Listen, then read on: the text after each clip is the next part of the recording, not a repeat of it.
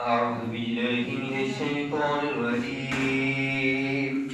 بسم الله الرحمن الرحيم. سيقول السفهاء من الناس ما والله عن قبلتهم التي كانوا عليها قل لله المشرق والمغرب يهدي من يشاء إلى صراط مستقيم وكذلك جعلناكم أمة وسطا لتكونوا شهداء على الناس ويكون الرسول عليكم شهيدا وما جعلنا القبلة التي كنت عليها إلا لنعلم من يتبع الرسول ممن ينقلب على عقبيه وإن كانت لكبيرة إلا على الذين هدى الله ما كان الله ليضيع إيمانكم إن الله بالناس لرؤوف رحيم قد نرى تقلب وجهك في السماء فلنولينك قبلة ترضاها فول وجهك شطر المسجد الحرام وحيثما كنتم فولوا وجوهكم شطره وإن الذين أوتوا الكتاب ليعلمون أنه الحق من ربهم وما الله بغافل عما يعملون ولئن آتيت الذين أوتوا الكتاب بكل آية ما تبعوا قبلتك وما أنت بتابع قبلتهم وما بعضهم بتابع قبلة بعد ولئن اتبعت أهواءهم من بعد ما جاءك من العلم إنك إذا من الظالمين الذين آتيناهم الكتاب يعرفونه كما يعرفون أبناءهم وإن فريقا منهم ليكتمون الحق وهم يعلمون الحق من ربك فلا تكونن من الممترين ولكل وجهة ونوليها فاستبقوا الخيرات أينما تكونوا يأتي بكم الله جميعا إن الله على كل شيء قدير ومن حيث خرجت فول وجهك شطر المسجد الحرام وإنه للحق من ربك وما الله بغافل عما تعملون ومن حيث خرجت فول وجهك شطر المسجد الحرام وحيثما كنتم فولوا وجوهكم شطره لئلا يكون للناس عليكم حجة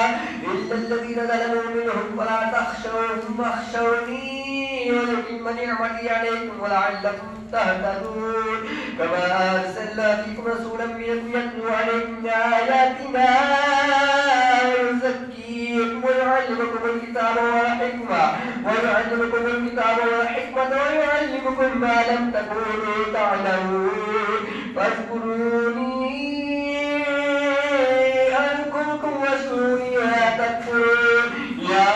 أيها الذين آمنوا استعينوا بالصبر والصلاة إن الله مع الصابرين ولا تقولوا لمن يقتل في سبيل الله أموات بل أحياء ولكن لا تشعرون ولنبلونكم بشيء من الخوف والجوع ونقص من الأموال والأنفس والثمرات وبشر الصابرين الذين أصابتهم مصيبة قالوا إنا لله وإنا إليه راجعون أولئك عليهم صلوات من ربهم ورحمة وأولئك هم المهتدون إن الصفا والمروة من شعائر الله ومن حج البيت باعتمر فلا جناح عليه أن يطوف بهما ومن تطوع خيرا فإن الله شاكر عليم إن الذين يكتمون ما أنزلنا من البينات والهدى إن الصفا والمروة من شعائر الله ومن حج البيت باعتمر فلا جناح عليه أن يطوف بهما ومن تطوع خيرا فإن الله شاكر عليم إن الذين يكتمون ما أنزلنا من البينات والهدى من بعد ما بشرناه للناس في الكتاب أولئك يلعنهم الله ويلعنهم اللاعنون إلا الذين تابوا وأصلحوا وبينوا فأولئك أتوب عليهم وأنا التواب الرحيم إن الذين كفروا وماتوا وهم كفار أولئك عليهم لعنة لعنة الله والملائكة والناس أجمعين خالدين فيها لا يخفف عنهم العذاب ولا هم ينزلون وإلهكم إله واحد لا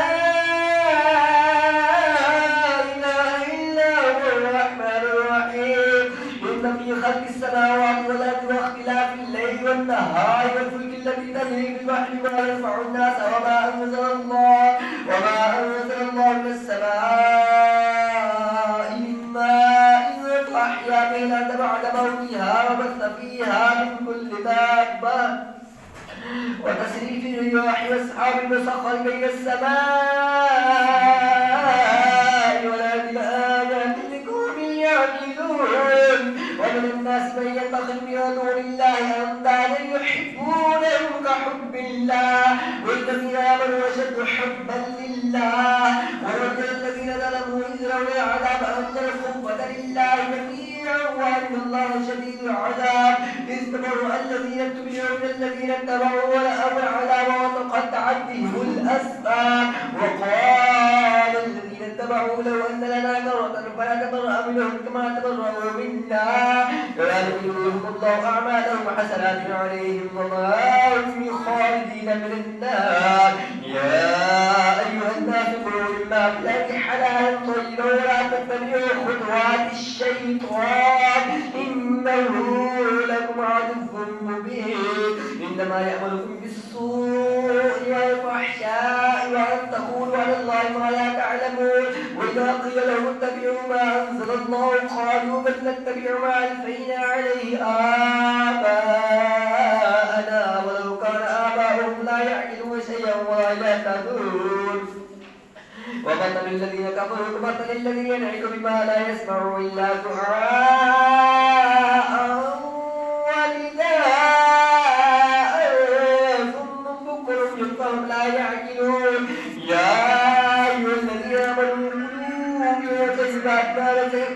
ما رزقناكم واشكروا لله إن كنتم إياه تعبدون إنما حرم عليكم الميتة والدم ولحم الخنزير وما أهل به لغير الله فمن اضطر غير باغ ولا عاد فلا إثم عليه إن الله غفور رحيم إن الذين يكتمون ما أنزل الله من الكتاب ويشترون به ثمنا قليلا أولئك ما يأكلون في بطونهم إلا النار ولا يكلمهم الله يوم القيامة ولا يزكيهم ولهم عذاب أليم أولئك الذين اشتروا الضلالة بالهدى فما ربحت تجارتهم أولئك الذين اشتروا الضلالة بالهدى بالمعروفية فما أولئك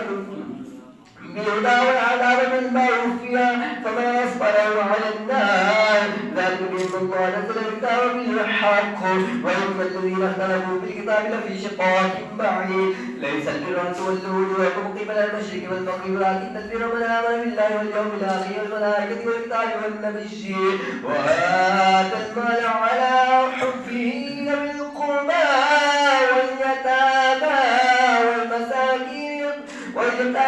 والمساكين وابن السبيل والصائمين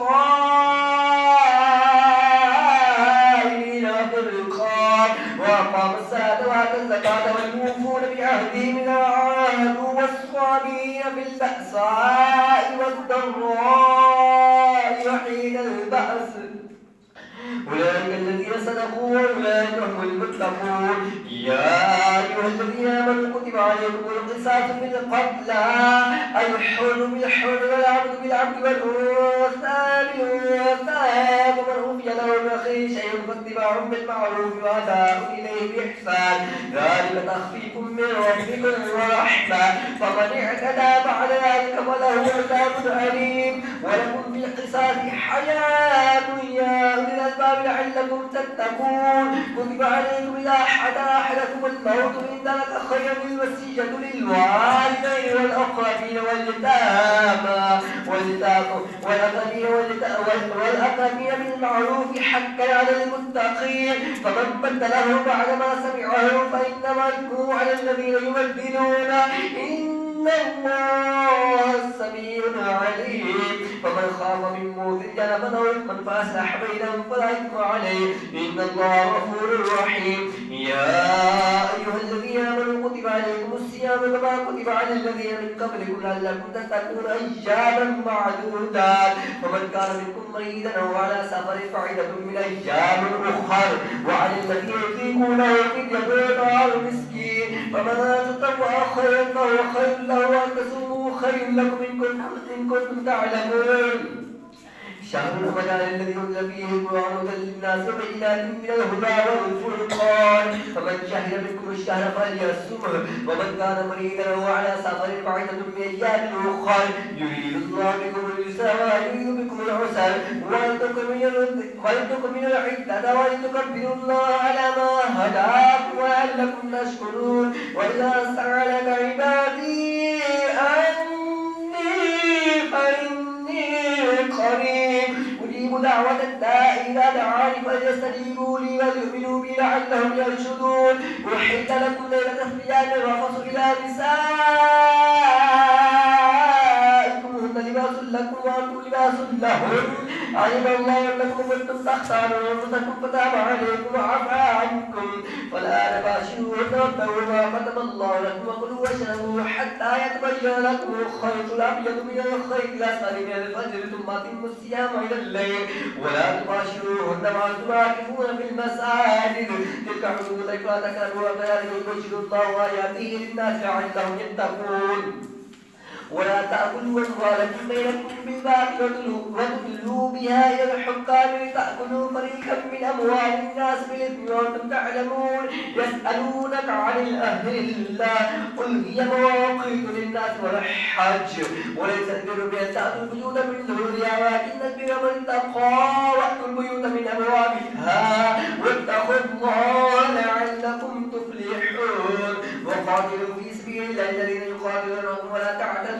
إن الله لا يحب المعتدين وخذوهم حيث سبقتموهم وأخرجوهم من حيث أخرجوكم والفتنة أشد من القتل ولا تقاتلوهم عند المسجد الحرام حتى يقاتلوكم فيه فإن قاتلوكم فاقتلوهم كذلك جزاء الكافرين فإن انتهوا فإن الله غفور رحيم وقاتلوهم حتى لا تكون فتنة ويكون الدين لله فإن انتهوا فلا عدوان إلا على الظالمين الشهر الحرام بالشهر الحرام والحرمات قصاص فمن اعتدى عليكم فاعتدوا عليه بمثل ما اعتدى عليكم واتقوا الله واعلموا أن الله مع المتقين وأنفقوا في سبيل الله ولا تلقوا بأيديكم إلى التهلكة وأحسنوا إن الله يحب المحسنين وأتموا الحج والعمرة لله فإن أحسنتم فما استيسر من الحج ولا تحلقوا رؤوسكم حتى يبلغ الهدي محلا فمن كان منكم مريضا أو به أذى من رأسه ففدية من صيام أو صدقة أو نسك فإذا أمنتم فمن تمتع بالعمرة إلى الحج فما استيسر من الهدي فمن لم يجد فصيام ثلاثة أيام في الحج وسبعة إذا رجعتم تلك عشرة كاملة ذلك لمن لم يكن أهله حاضر المسجد الحرام واتقوا الله إن الله شديد العقاب الحج أشهر معلومات فمن فرد فيهن الحج واعلموا أن الله شديد العقاب الحج أشهر معلومات فمن فرد فيهن الحج فلا رفث ولا فسوق ولا جدال في الحج وما تفعلوا من خير يعلمه الله وتزودوا فإن خير الزاد التقوى واتقون يا أولي الألباب ليس عليكم جراح أن تبتغوا فضلا من ربكم فإذا أفضتم بعرفات فاذكروا الله عند المشعر الحرام واذكروه كما هداكم الحج أشهر معلومات فمن فرد فيهن الحج فلا رفث ولا فسوق ولا جدال في الحج وما تفعلوا من خير يعلمه الله وتزودوا فإن خير الزاد التقوى واتقون يا أولي الألباب ليس عليكم جراح أن تبتغوا فضلا من ربكم فإذا أفضتم بعرفات فاذكروا الله عند المشعر الحرام واذكروه كما هداكم وإن كنتم من قبله لمن الضالين ثم أفيدوا من حيث أفعل الناس واستغفروا الله إن الله غفور رحيم فإذا قضيتم مناسككم فاذكروا الله كذكركم آباءكم وأشد ذكرا فمن الناس من يقول ربنا آتنا الطلاق ومنهم من يقول ربنا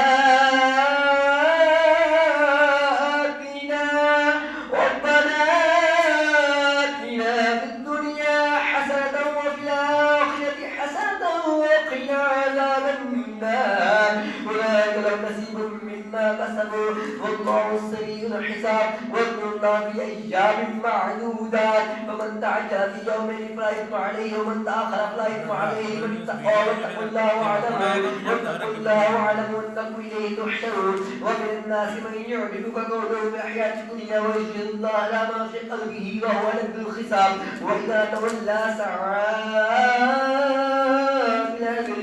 فيها ويريد الحرث والنسل والله لا يحب الفساد واذا قيل له اتق الله اخذته العزه بالاثم فحسبه جهنم ولبئس المهاد ومن الناس من يشري نفسه ابتغاء مرضات الله والله رؤوف بالعباد يا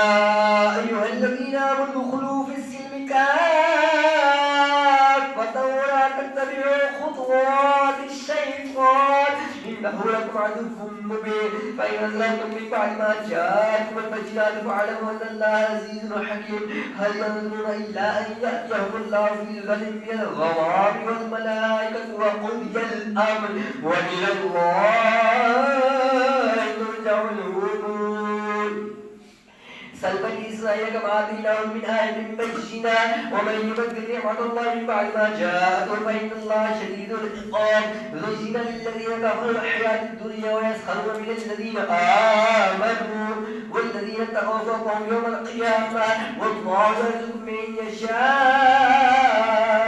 بغير حساب كان الناس أمة واحدة فبعث الله النبيين مبشرين ومنذرين وأنزل معهم الكتاب بالحق ليحكم بين الناس فيما اختلفوا فيه وما اختلفوا فيه إلا الذين أوتوه من بعد ما جاءتهم البينات بغيا بينهم فهدى الله الذين آمنوا لما اختلفوا فيه من الحق بإذنه والله يهدي من يشاء إلى صراط مستقيم أم حسبتم أن تدخلوا الجنة ولما يأتكم مثل الذين خلوا من قبلكم مستهم البأساء والضراء وزلزلوا حتى يقول الرسول الذين آمنوا معه متى نصر الله ألا إن نصر الله قريب يسألونك ماذا ينفقون قل ما أنفقتم من خير فللوالدين والأقربين واليتامى والمساكين وابن السبيل وما تفعلوا من خير فإن الله به عليم كتب عليكم القتال وهو كره لكم وعسى أن تكرهوا شيئا وهو خير لكم وعسى أن تحبوا شيئا وهو شر لكم والله يعلم وأنتم لا تعلمون يسألونك عن الشهر الحرام قتال فيه قل قتال فيه كبير وصد عن سبيل الله وكفر به والمسجد الحرام وإخراج أهله منه أكبر عند الله والفتنة أكبر من القتل ولا يزالون يقاتلونكم حتى يردوكم عن دينكم إن استطاعوا ومن يرتد منكم عن دينه فيمت وهو كافر فأولئك حبطت أعمالهم في الدنيا والآخرة وأولئك أصحاب النار هم فيها خالدون إن الذين آمنوا والذين هاجروا وجاهدوا في سبيل الله أولئك يرجون رحمة الله والله غفور رحيم يسألونك عن الخمر والميسر قل فيهما إثم كبير ومنافع للناس وإثمهما أكبر من نفعهما ويسألونك ماذا ينفقون قل العفو كذلك يبين الله لكم آياته كذلك يبين الله لكم آياته لعلكم تتفكرون في الدنيا والآخرة ويسألونك عن اليتامى قل إصلاح لهم خير وإن تخالفون فإخوانكم والله يعلم المفسد من المصلح ولو شاء الله لأعلمكم إن الله عزيز حكيم ولا تنكحوا المشركات حتى يؤمن ولا مؤمنة خير من مشركة ولو أعجبتكم ولا تنكحوا المشركين حتى يؤمنوا ولا عبد مؤمن خير من مشرك ولو أعجبكم أولئك يدعون إلى النار والله يدعو إلى الجنة والمغفرة بإذنه ويبين آياته للناس لعلهم يتذكرون ويسألونك عن المحيض قل هو أذى فاعتزلوا النساء في المحيض ولا تقربوهن حتى يطهرن فإذا تطهرن فأتوهن من حيث أمركم الله إن الله يحب التوابين ويحب المتطهرين. نساؤكم حرث لكم فأتوا حرثكم أن شئتم وقدموا لأنفسكم واتقوا الله واعلموا أن الله مع المتقين. واتقوا الله واعلموا انكم ملاقوه وبشر المؤمنين. ولا تجعلوا الله عرضة لايمانكم ان تبروا وتتقوا وتصلحوا بين الناس والله سميع عليم. لا يؤاخذكم الله باللغو في ايمانكم ولكن يؤاخذكم بما كسبت قلوبكم والله غفور حليم. للذين يؤمنون من نسائهم تربص 4 أشهر فإن فاءوا فإن الله غفور رحيم. وإن عزموا الطلاق فإن الله سميع عليم. والمطلقات يتربصن بأنفسهن 3 قروء ولا يحل لهن أن يكتمن ما خلق الله في أرحامهن إن كنتن يؤمنن بالله واليوم الآخر وبطولتهن أحق بيدهن في ذلك إن أرادوا إصلاحا ولهن مثل الذي عليهن بالمعروف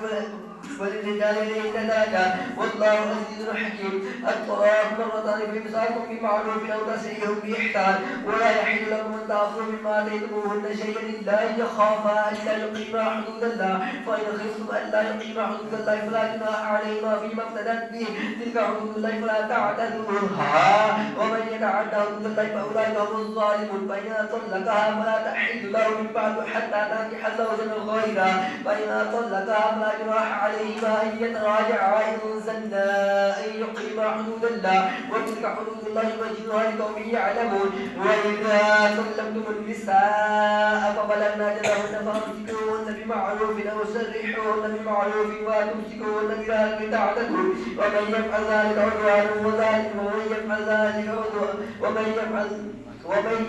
ذلك فقد ظلم. ولا تتخذوا آيات الله هزوا واذكروا نعمة الله عليكم وما أنزل عليكم من الكتاب والحكمة يعظكم به واتقوا الله واعلموا أن الله بكل شيء عليم. وإذا طلقتم النساء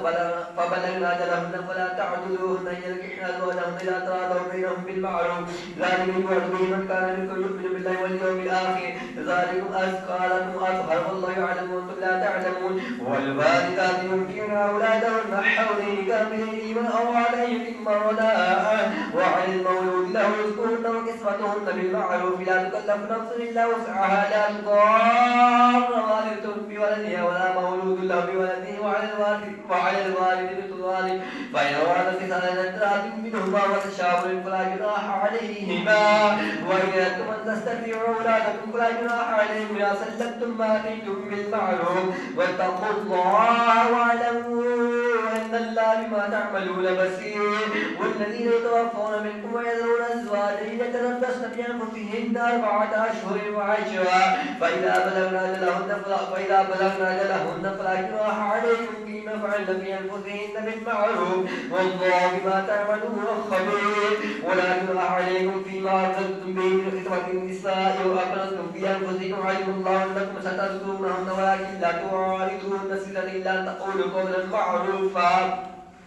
ولا تعزموا عقدة النكاح حتى يبلغ الكتاب أجله واعلموا أن الله يعلم ما في أنفسكم فاحذروا واعلموا أن الله غفور حليم. ولا جناح عليكم إن طلقتم النساء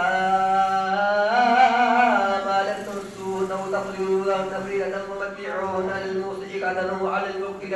وعلى المقتل قدره متاعا بالمعروف حقا على المحسنين. وإن طلقتموهن من قبل أن تمسوهن وقد فرضتم لهن فريضة فنصف ما فرضتم إلا أن يعفون أو يعفو الذي بيده عقدة النكاح وأن تعفوا أقرب للتقوى ولا تنسوا الفضل بينكم إن الله بما تعملون بصير. حافظوا على الصلوات والصلاة الوسطى وقوموا لله قائمين. فإن خفتم رجالا وركبانا فإذا أمنتم فاذكروا الله كما علمكم ولم تكونوا تعلمون. والذين يتوفون منكم ويذرون أزواجا وصية لأزواجهم متاعا إلى الحول غير إخراج فإن خرجن فلا جناح عليكم فيما فعلن في أنفسهن بالمعروف والله عزيز حكيم. وللمطلقات متاع بالمعروف حقا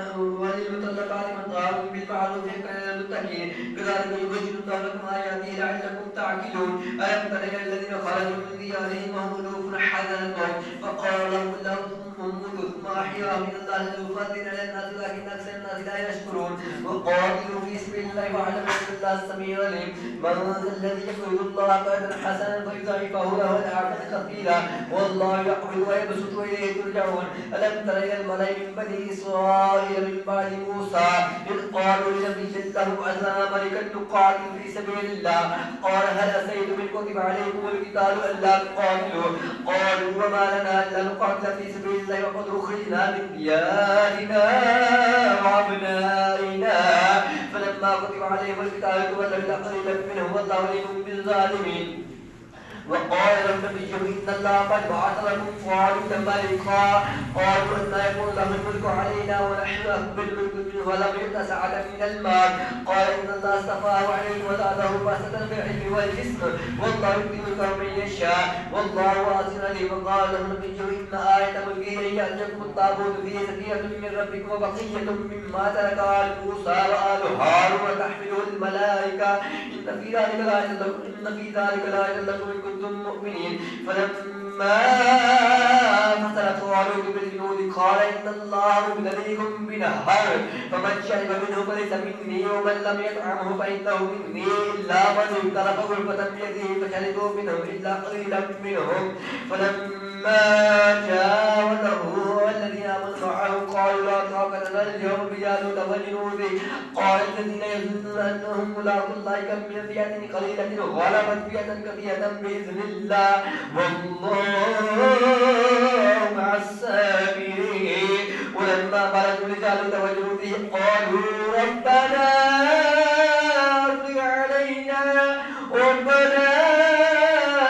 أفرغ علينا صبرا وثبت أقدامنا وانصرنا على القوم الكافرين فهزموهم بإذن الله وقتل داود جالوت وآتاه الله الملك والحكمة وعلمه مما يشاء ولولا دفع الله الناس بعضهم ببعض لفسدت الأرض ولكن الله ذو فضل على العالمين تلك آيات الله نتلوها عليك بالحق وإنك لمن المرسلين صدق الله